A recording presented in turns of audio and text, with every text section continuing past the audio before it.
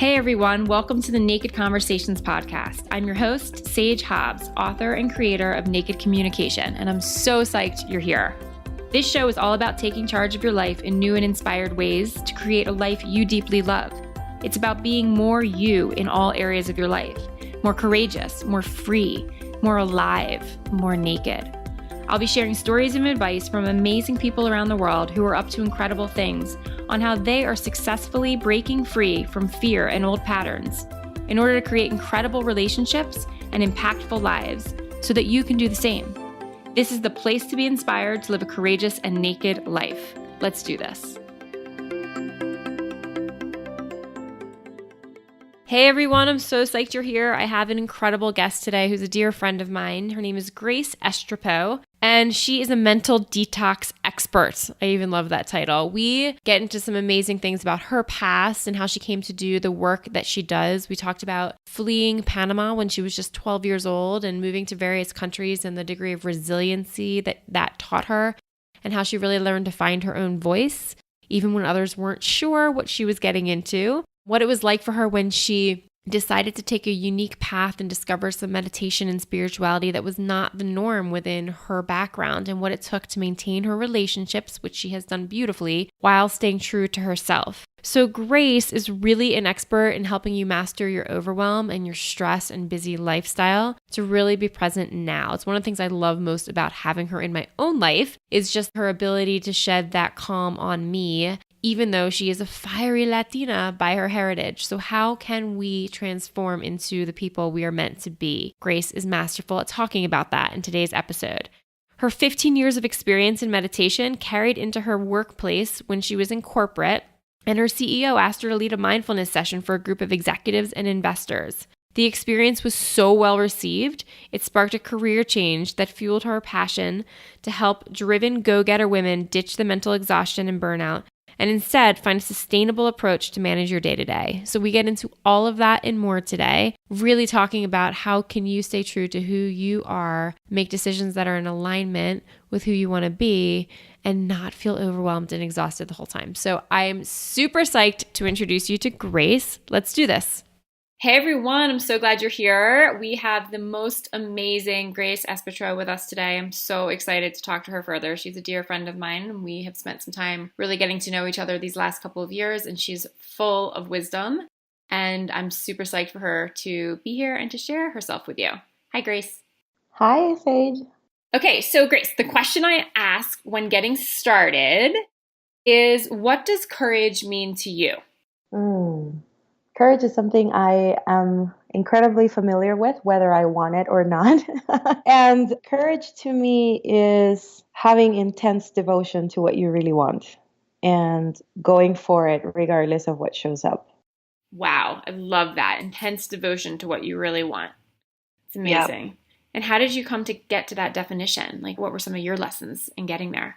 I think that if you would have asked me 12 years ago, I would have been like, courage means like you feel fear and you do it anyways. And these days, I feel like maybe I've gotten to that definition mostly because I can look back and connect the dots backwards now, right? And I think that anytime you want something really badly, there's likely going to be an opposing force to that desire, fear or that zone outside your comfort zone and things like that. And then how do you dance with that force? How do you dance with that external resistance or external resistance is probably the best way to call it. It comes from other people, like other people's advice is like, oh, be careful. How are you going to make that work? Are you sure? Or it could be just internally. Can I really, is that too much? Is that too much to ask of life and things like that? And so I think I've gone to that definition, honestly, by going for it, falling on my knees, getting up, falling on my knees again,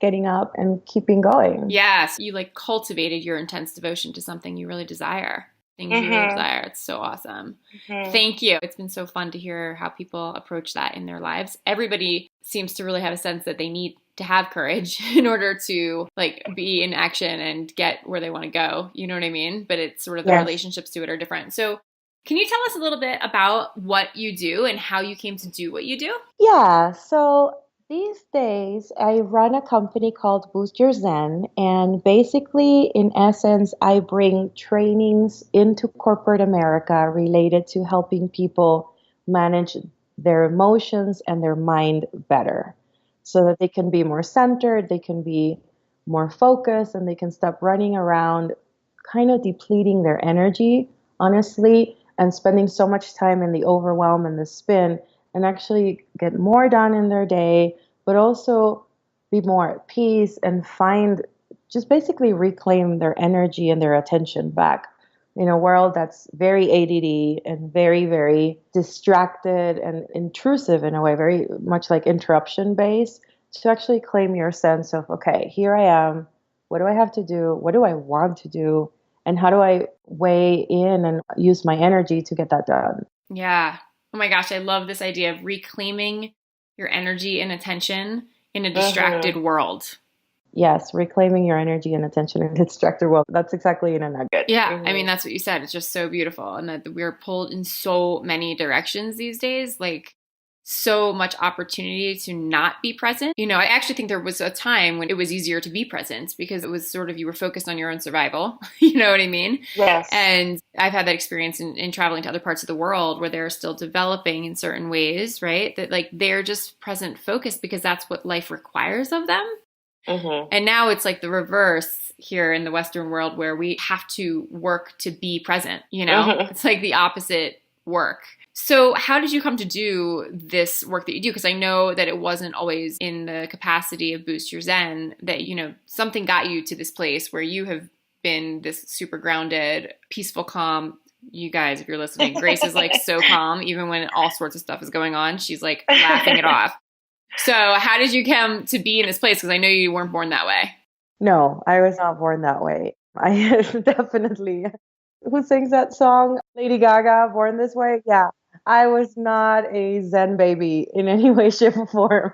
I'm from Latin America, so I was born and raised in Panama, and every which thing that you've ever heard in Latin America, that we're noisy, that people interrupt each other, that people drive crazy, it's kind of deadly to drive down there, that telenovelas and like people honk their horns, it's all true. It's like a nightmare of sounds compared to like, you know, suburbia in America. It's very loud, it's very noisy, it's very chaotic. And then so that was my upbringing. And then on top of that, I have, you know, Italian grandparents and French blood in me. So there's not an ounce of Zen natural calm in my DNA.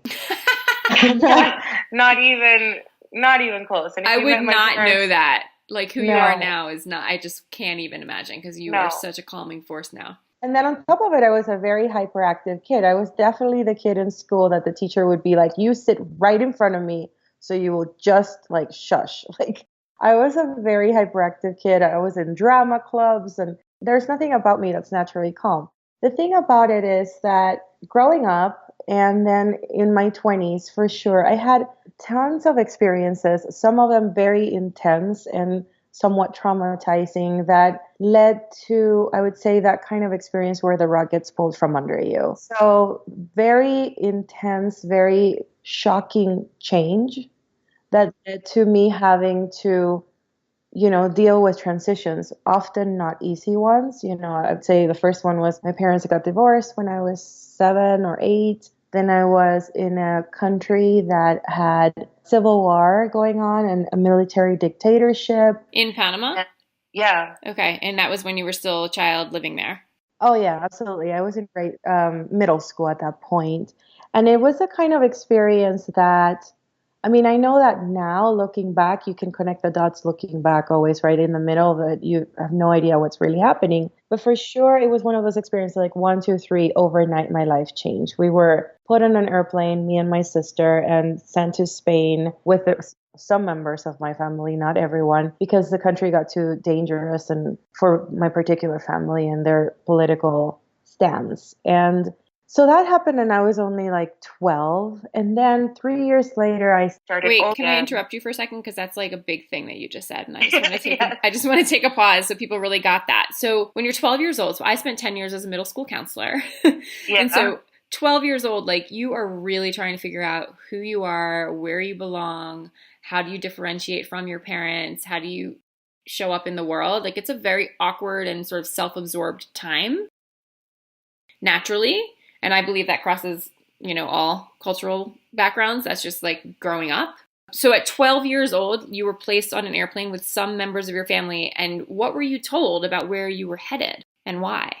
To be honest, I wasn't given too much information. I mean, I was picked up at school and an incident had happened where the military, I mean, this is a dictatorship, right? There is no such thing as the good guys and the bad guys. The people in power are not so great. And in fact, it's dangerous. So especially if it's dangerous, if which I didn't know it too much about, but now and then later in my life I was taught this. My parents were political opposition to this dictatorship. Got it. And so their lives had been getting to be more and more exposed and more in danger. I was very sheltered from this. I was definitely being very like watched over by my grandmother, me and my sister. But that day, the military police walked into school and they were basically letting it be known they know where we go to school. And it was more of a call to action for our parents to say, hey, we're getting really close to your family here. And so that day, they literally came into our classroom. They kind of shook things up a little. They let the teacher know that some kids were being watched. And that day, I literally got picked up from school by my grandmother. I was driven to the airport, put on a flight with my sister, and told I would meet my mom when I landed. And I met my mom in Spain. She also left Panama. Yeah, she left Panama in a different flight, and I'm assuming in a different date. Wow. Right. I don't have all the details. It's one of those things that really shook everybody up very, very quickly. And, trying to trace back all of it, some people haven't been ready to have the full conversation and piece it all together. And at this point, I'm not trying to, but it was one of those distinctive moments in my life where, I mean, talk about feeling the world being shaken from under you, everything you know. I didn't say goodbye to anybody. There was no, I'll see you later. So there were no time for goodbyes. There was no closure. There was barely even any understanding of what was going on. And then I landed in Spain, and like everybody, basically, you just adapt at some point, right? And my mom did a really excellent job of helping us adapt, and we took some space and time. And then 3 years later, when I was completely like adapted to life in Europe, in Spain in particular, it was time to come back.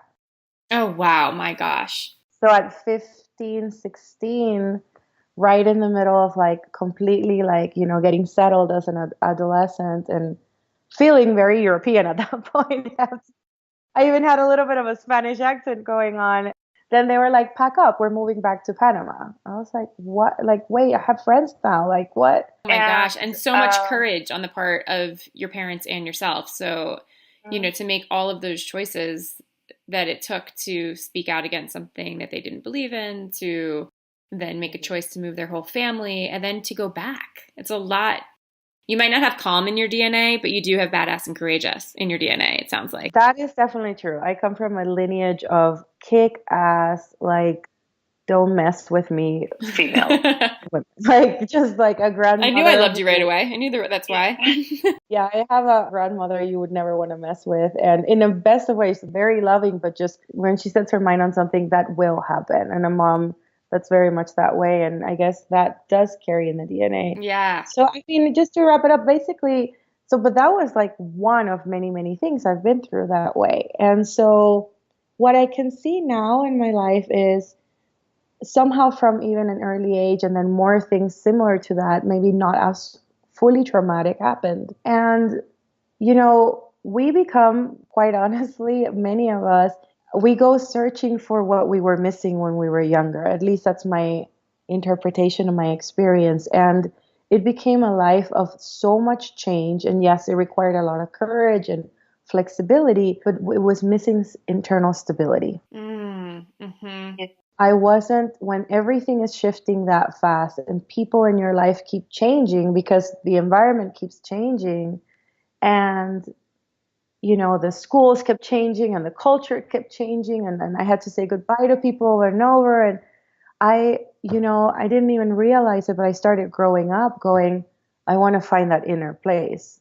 I need to find that inner place. Like, and I didn't have these words, or even I couldn't put the idea like this together, but I was seeking an internal sanctuary where things, no matter what happened around me, I could come home to myself.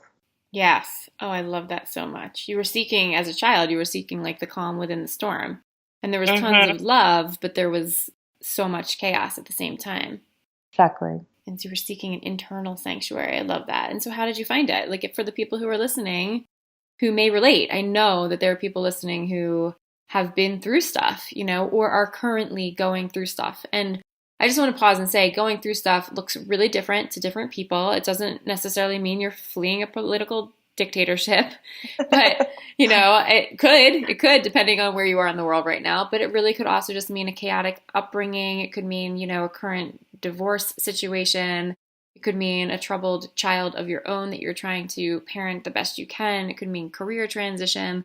There are so many ways that our lives can be rattled, where if you had the ability to find the internal sanctuary, like everything could be different.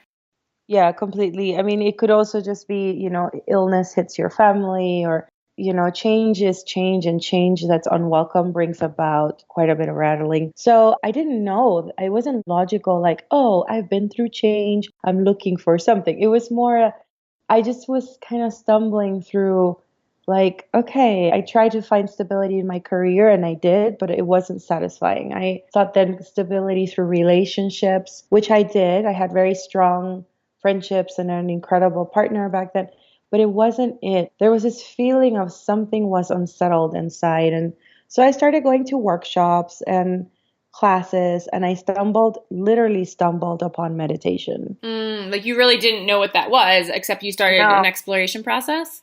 I did. Yeah, I was just like, oh, maybe, dancing makes me feel really good. I'm going to go dance. And oh, painting. This one friend of mine is into this like thing where you like play music and paint for hours and let yourself go in color. And I was like, all right, I know, right? It sounds amazing. And it was fun. And so I think I was just kind of in this process of like reconnecting one way or another. I didn't know what that was even. I was only 23 years old. And I was just like, what is this feeling that I have that feels like, hungry inside? It wasn't through people that I was meeting something. And so yeah. There's just something amazing there, even right there, though, because even at 23, you listened to your curiosity.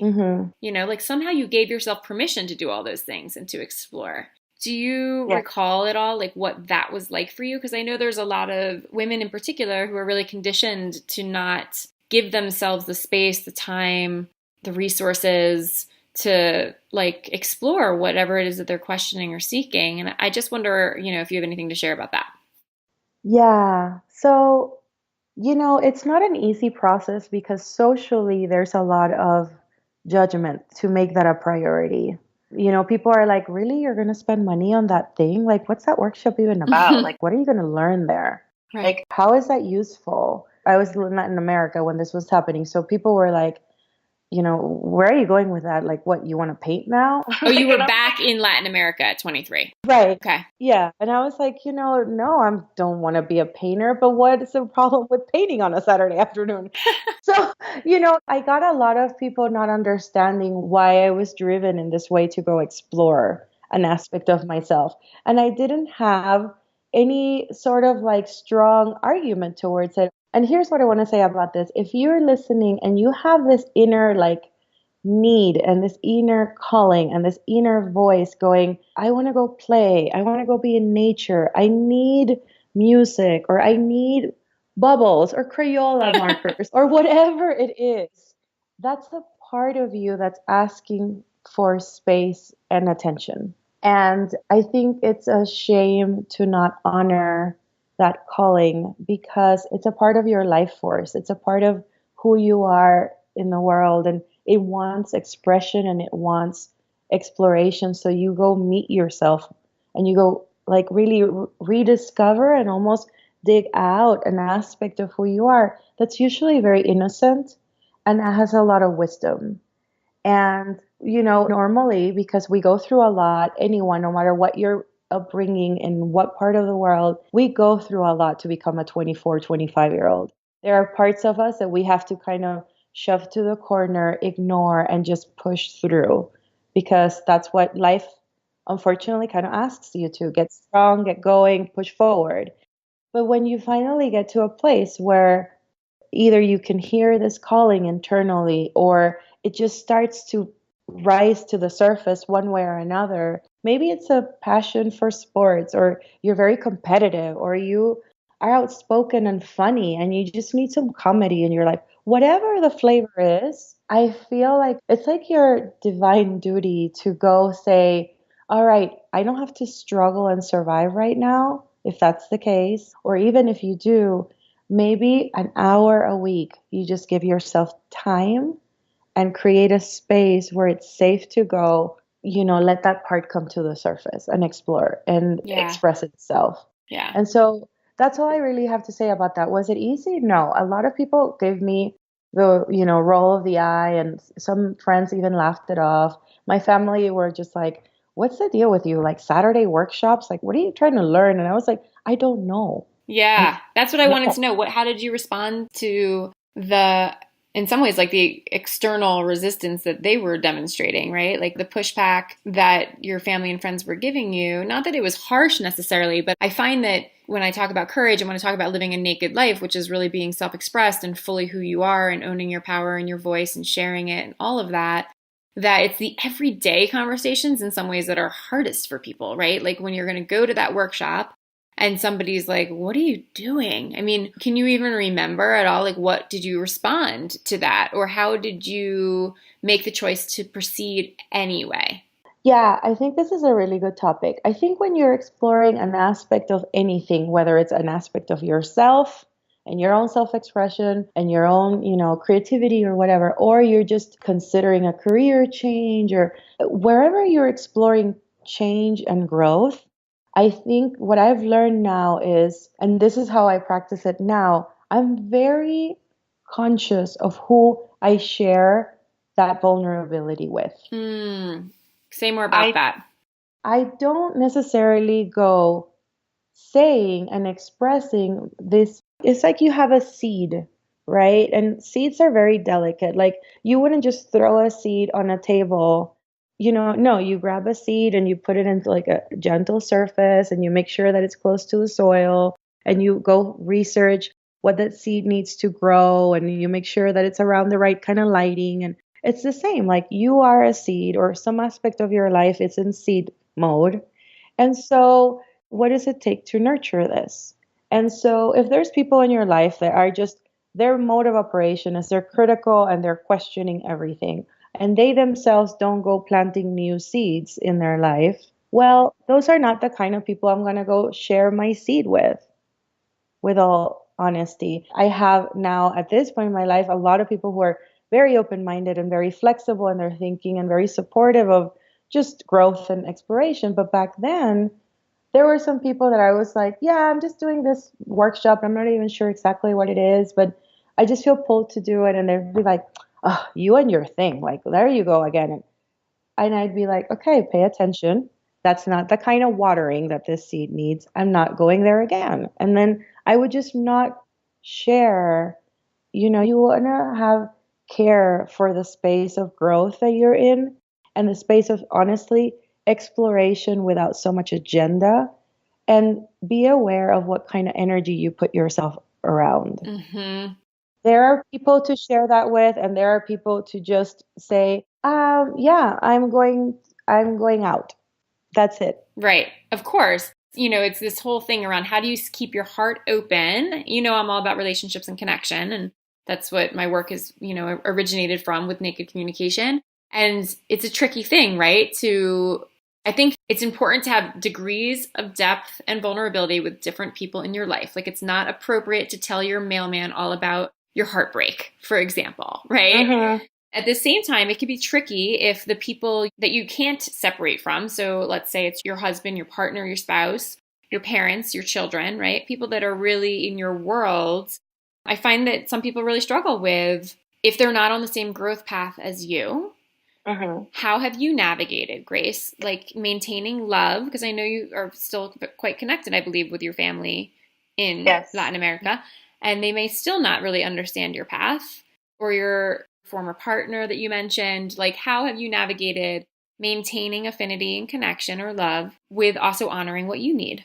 Yeah, wow, that's quite a dance. So I guess the first thing I want to say is it's not always clean and beautiful.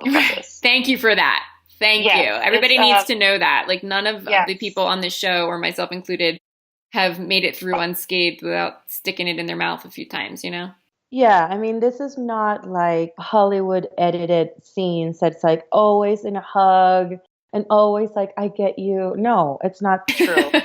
So I'll give you this particular example. Okay, so I discovered meditation in my early 20s, and then I went really gung ho into meditation and into a very specific spiritual path. Yeah. And I was from Latin America, and my parents, while they're very well traveled and all of that, the truth is Latin America is very conservative spiritually. It's basically there's either religion, you're either a Catholic or a Jew, or you're an atheist. There is no such thing as kind of like New Age or Buddhism or no, there's just those are your options. You fit into one of those options. You either go to mass or you go to the synagogue or you do nothing. And I obviously chose an alternative method. You know, I became active in this alternative method, which here in the States is very, I would say, it's like not even a big deal. People are like, oh yeah, I go to this alternative thing and I meditate and I do workshops. Right. It's become much more mainstream. Right. Yes. But back then it was like they were straight up sure I was in a cult. And I mean, straight up, they were concerned and you're getting brainwashed. And wow. So you really had to face some courage to stay on your path. You have no idea.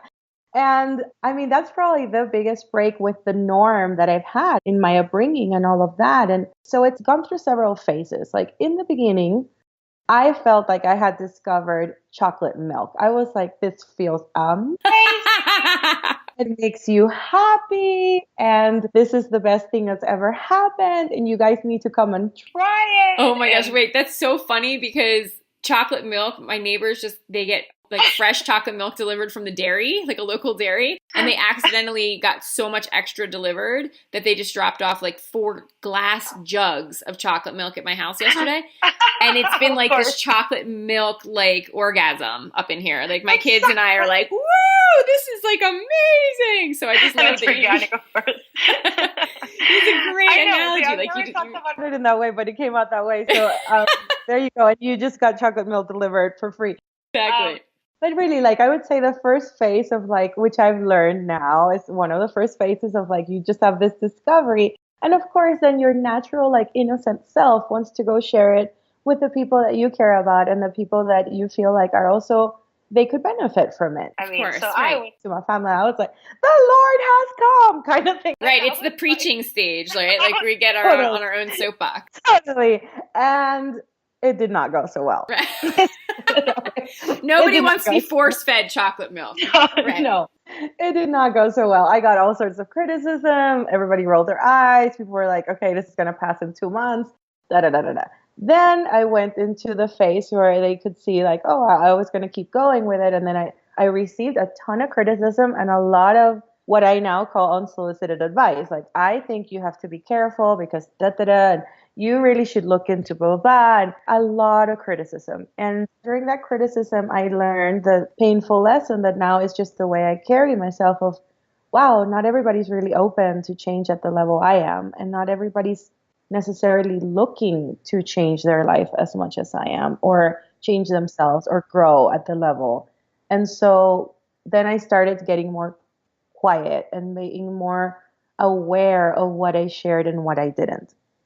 Got it. Not that I in no way stopped engaging in the growth and engaging in the practices, but I did become aware of there's an audience for what you're into, and there's also not an audience for what you're into. Right. For a very long time, my family members were not receptive and open audience to it. So, you know, I would stick to probably just say, on Friday, I'm going to da-da-da, and that's it. But I would state it like a fact. I wouldn't leave the energy open to let's have a conversation about it. I would just say, this is what I'm doing. It's so good. But how did you maintain the relationships with them? Because I know that a lot of people want to, what you said, to have the courage to stay on your path and maintain the love and connection with people you care about. So you stayed in relationship with people, you just minimized the content, the sharing. Yeah, like, one thing I've noticed is I have zero interest in creating friction unnecessarily. Oh, I love that. So, okay,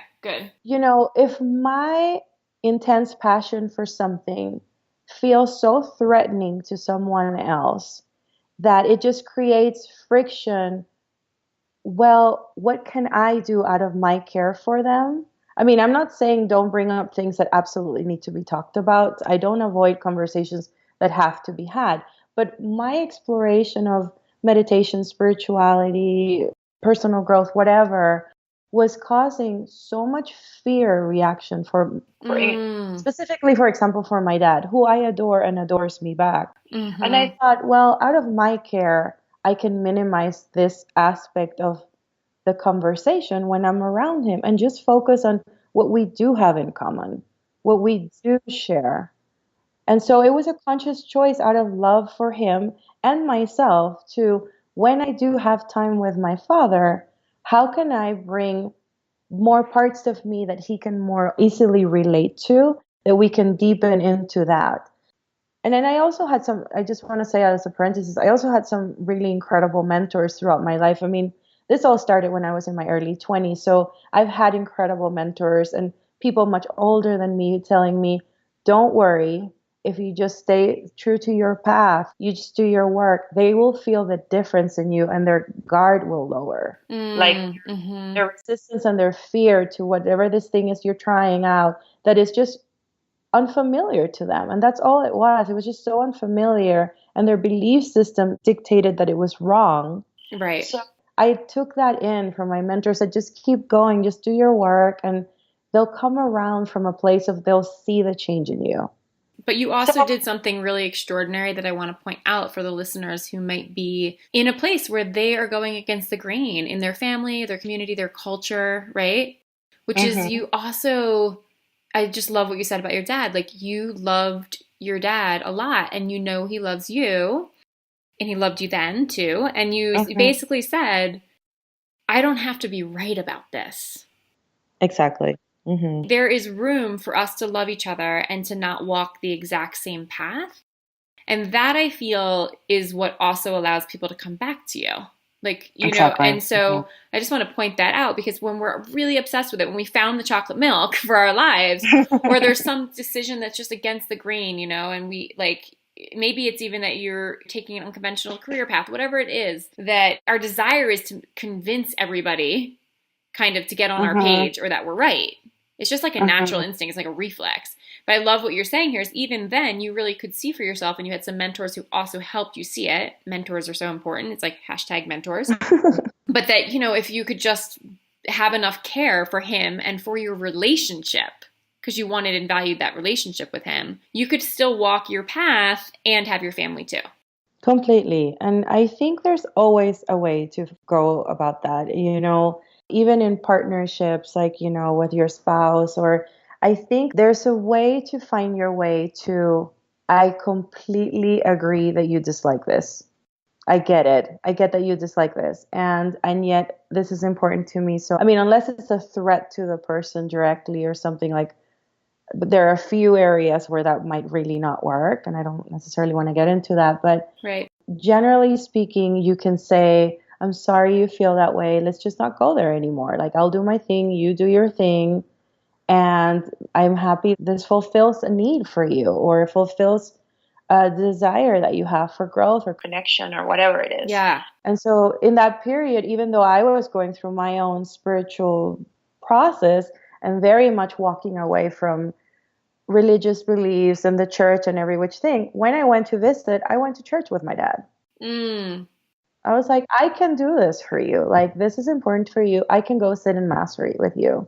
I don't care. Like, it didn't challenge mine to do so. So I can give that to you. Wow. But I want to say that's an incredible amount of graciousness. And how did you, so I can imagine some people would be saying, but then like, you're like betraying your own belief system, or you're not being fully yourself. I think when I start to have this conversation with people about really being naked and showing up as their most real self and using their voice, then it's like the pendulum swings sometimes to the extreme where we feel like that means we have to be like loud and forceful and like overly attached to who we are, right? So, speak to that a little bit. Let's jam on that. Yeah, I think that's a normal part. I mean, I certainly had a few months where I was like, I'm never doing this again, and I'm never walking in there. And I did. It lasted probably 2-3 months, or however, it might have lasted 6, and I just think it's 2 right now. I think when we're breaking out of something, it's normal to go all the way to the other extreme. I mean, ideally, my recommendation at this point in my life would be go find what's really true, which is usually more in the middle. Yes. But it's true that if you've been under a particular ideology or under a particular belief system or conditioned in a certain way, it's true that to break yourself free, likely you have to almost take it to the other, like literally 180. And then, so yeah, for the first probably 6-8 months, was I like, oh yeah, I can't wait to go to church? No. And yet, I mean, I only see my parents a few times a year when I visit. So when he said, this is what I'm doing on Sunday, I'd like you to come, I was like, it wasn't, oh, can I go to church? It wasn't about my ideology. It was my connection with him is more important than what I believe. Yes. I love that so much. My connection with him is more important than what I believe. Yes. And so I did let go of my righteousness of, well, what do I think? And it didn't matter, but what matters is my love with him and that he feels cared for and seen when I'm with him. And I'm the one who's on a path of evolution and growing. He is, of course, in his own way, but I'm the one choosing this speed of change. Right, so right. I be the one who also offers flexibility.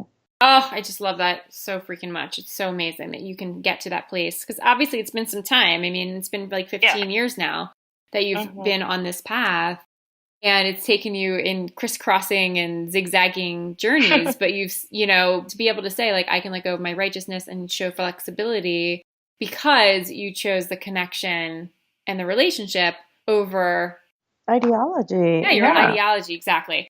And I feel like that's something I've spoken about a lot. And I feel that I have to reflect on in my own life pretty often. And if you're listening, it might be good just to pause for yourself and ask that of yourself. Like, where can you loosen the reins on beliefs or values or ideologies that might be inhibiting in some way relationships that really, really matter to you?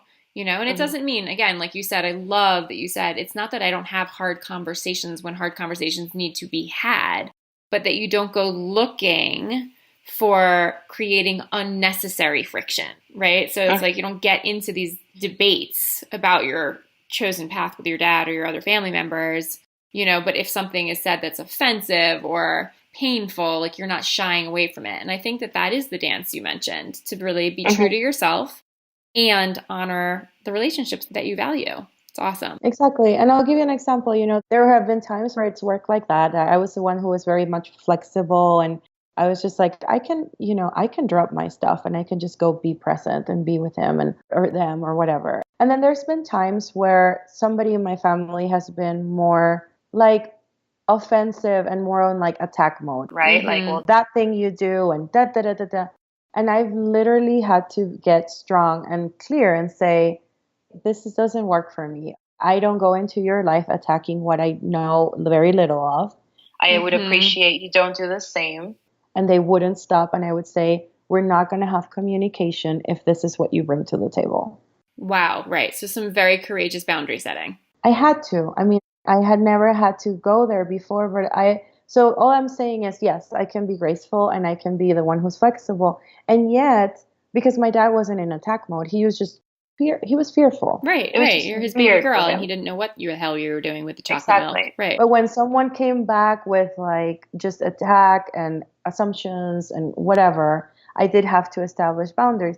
But the thing is, now, 15 years into this, it's true exactly what my mentor said. I didn't try to convert anyone. I haven't been talking about the chocolate milk in ages and ages. I just went away drinking it and having a good life.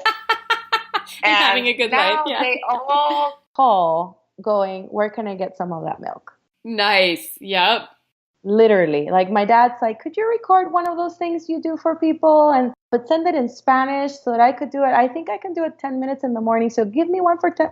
Literally, Oh they're my like, what's the gosh. recipe for that chocolate milk? Yes. Yes. Oh my gosh, I love that so much that your dad has actually asked you to make him Oh, a Spanish he's recording. He's got like his own personalized, like itemized meditations and things like that. It's ridiculous. Oh my gosh, that is the best. I love it so much. His wife's like, this guy meditates. How is that possible? Oh my gosh, it's possible because he had a daughter who was patient and kind and open-hearted. So tell us a little bit about what this thing is that you do, for example. I mean, how you say you now work in corporate, and it's like, how do you bring your vision of Zen to, we heard how you brought it to your dad and your, Latin American community in some way. How do you bring it to people who feel like completely distracted, overburdened, exhausted, no time? What does it look like?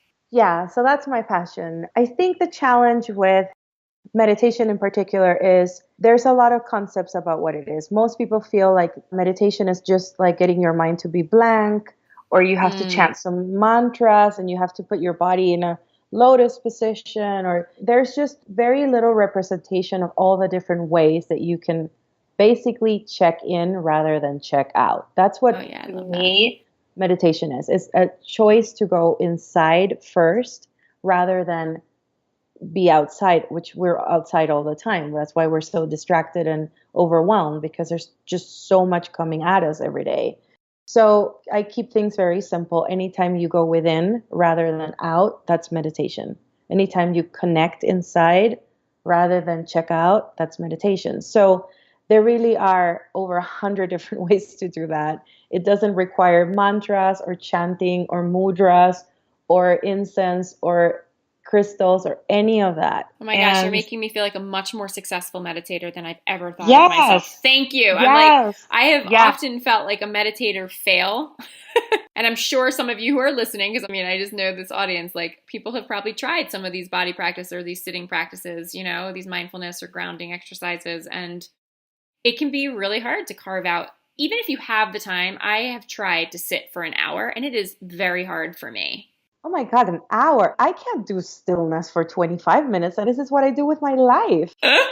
So give me a break. So I feel like that's who I am in the world right now. Nice. This is everything it doesn't have to be. And here's what you can go do with it. Because as you can imagine, I walk into the middle of somebody's work day and their typical state. I say, give me 3 words right now. They're like overwhelmed, anxious, exhausted. I would say that's what comes up over and over and over. But even if they're not like a person that works in corporate America, if you just grabbed a mom and said, here's 20 minutes for yourself, how are you feeling? She's like sleep deprived, exhausted, irritable. I know. And then you really think of like the impact that has on our planet.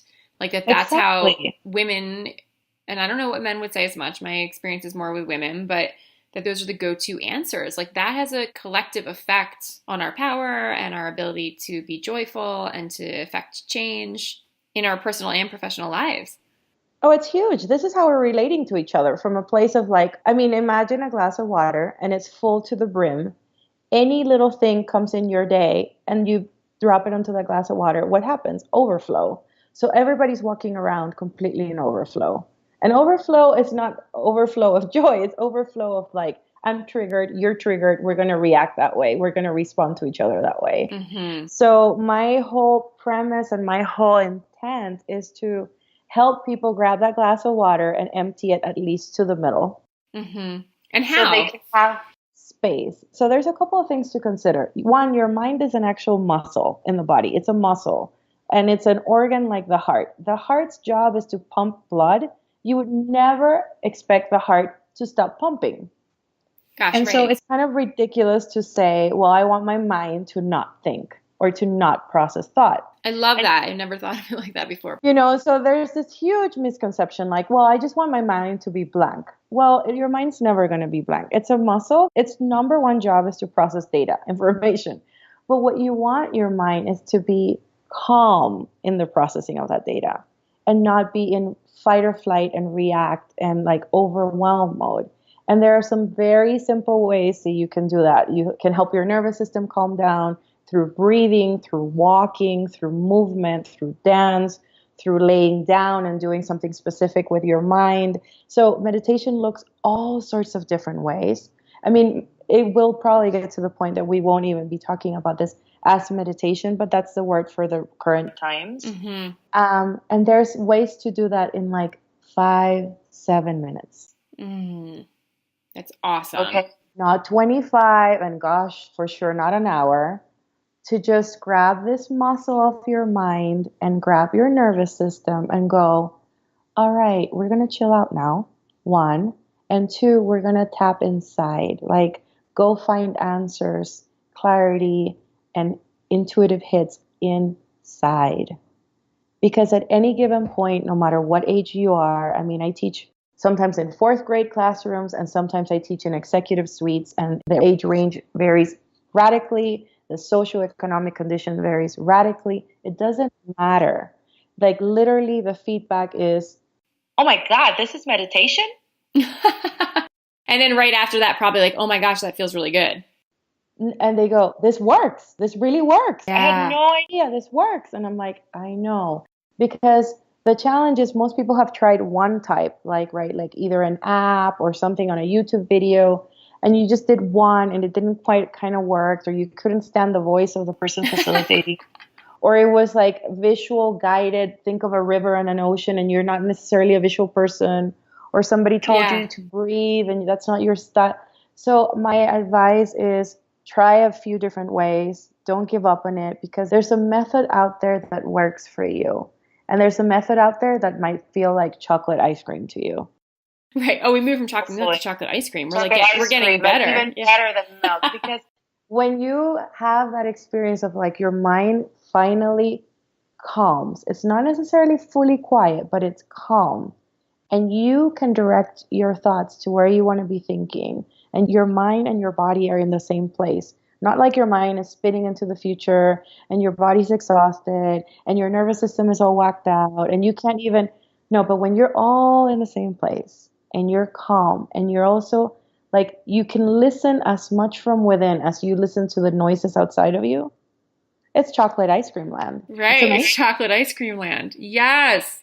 Oh my gosh. I love that so much. So Grace, if they wanted to have your experience of chocolate ice cream land, because I mean, I think what you're really saying here is this is possible for anyone. If you can leave, a Latin American volatile climate at age 12, go to Europe, come back, have your father be terrified of your path, then come around to having his own collection of your private meditations, do a stint in corporate America, and then leave corporate America to offer this back to corporate America. If you can weave this style of meditation through all of that, then it means there's hope for every one of us who's listening, that no matter what our circumstances are, we can feel more peaceful and grounded. Mm-hmm. Awesome. Definitely. I love that so much. So I've never spoken about it as chocolate milk or ice cream, by the way. I love it. It's working for me. I think other people who are listening, and by all means, substitute whatever flavor of your choosing if chocolate's not your jam, But it's really about like finding the courage to pursue a path that speaks to you, to be curious, even if you don't know what the path is. Because I know sometimes people get like overwhelmed by this idea of a path or a passion or my calling. You just start listening to like little curiosities and whispers. You follow them, and then you can cultivate something that has really, for you, been magical. Yeah, and when I started, like we were talking about, I really did go to some crazy fun workshops. I mean, I went to this thing where you painted with your feet, kind of. I mean, I could tell you stories for ages, but I had no idea what the calling was. I really didn't. I just knew there was some like yearning from within to go find the self-expression thing, and it led me to meditation. But I went to flute playing workshops. Like, I not only was terrible at it, I don't like that instrument. Like, I was just like, I don't even like how this sounds, but I went. You went because you were open. You opened yourself up to figuring out what would make you feel better. There was some part of you that wanted to feel better, wanted to find the internal stability, wanted to seek the internal sanctuary. It's, whatever it is that you're seeking, let yourself seek it, I think is part of this conversation here, right? Like, if you're not, I know that I have spent time in my life feeling like I should be happy enough already. I've got a really good life and, a lot of things falling in my favor. I've had my own challenges for sure. I've, many survived cancer, lots of things, but I mostly feel like, gosh, you should be happy already. I used to beat myself up with that. And now I'm really like, it's okay to really honor the joy that I currently experience and to desire the next level of whatever that is for me, so to be curious in your quest is, I feel like, one of the beautiful things you've taught us here. So how can people find you if they want to listen to one of your beautiful meditations or learn more about your work? Where can they do that? The easiest way would be on my website on the blog. I publish a video and sometimes meditations. I definitely publish every week. There's videos there that answer questions that I get a lot. So it's boostyourzen.com. And then the blog page basically lets you subscribe if you want to get them in your email. And if not, you can just browse through a whole bunch of information and meditations on there and my perspective on why certain things are working and not working for you and what you could do instead. And I pretty much, what I talk about is questions that I get a lot. So if other people are asking, it's likely you might also have those questions. So the blog is the easiest place to find me. And also on Facebook, look me up as Boost Your Zen and you'll find me there as well. Oh, that's awesome. I'll put all of that in the show notes. I want to thank you so much for just really honestly sharing your story and, giving hope to people that they can actually find some calm in the storm and that you can bounce around and have so many changes and transitions in your life and really land in a very safe place full of love. It's just really an awesome story that you share with us today. So thank you from the bottom of my heart for being there. And everybody go check out Boost Your Zen and look in the show notes for any other information that I may add in from this amazing interview. Thanks for being here. Thanks, Sage. Thank you so much for tuning in. Let's keep this conversation going over at sagebhobbs.com/Facebook, our private free Facebook community where we have deeper conversations, the opportunity to connect with other amazing women like you who are asking these questions around how to live courageous, fully self-expressed lives. sagebhobbs.com/Facebook. Can't wait to hear from you over there. And if you have any pressing questions or a way in which this show is making a difference in your life, please email me directly, sage@sagebhobbs.com. I'd love to hear from you. See you next time.